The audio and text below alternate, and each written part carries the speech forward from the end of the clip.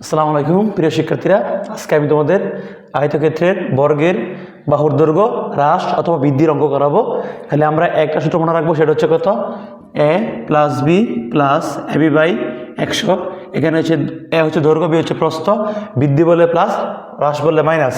একটি আয়তক্ষেত্রের দৈর্ঘ্য 10% বৃদ্ধি, তার মানে এর মান হচ্ছে কত, +10, এবং প্রস্থ 10% হ্রাস মানে -10, প্লাস থাকবে দৈর্ঘ্য 10 বৃদ্ধি মানে কত, +10 ইন্টু প্রস্থ 10 হ্রাস মানে কত, -10 ভাগ কত, 100।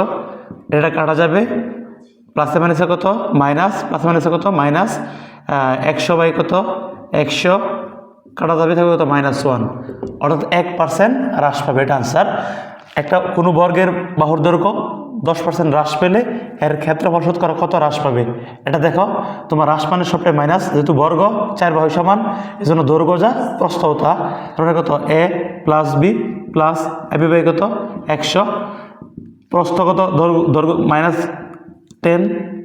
-10 প্লাস -10 ইন্টু -10 ডিভিশন কত, 100, মাইনাসের কত, 20, মাইনাসের কত, প্লাস, প্লাসে প্লাসে প্লাস, 100 কাটা থাকবে কত, 1, মাইনাস কত, 19%।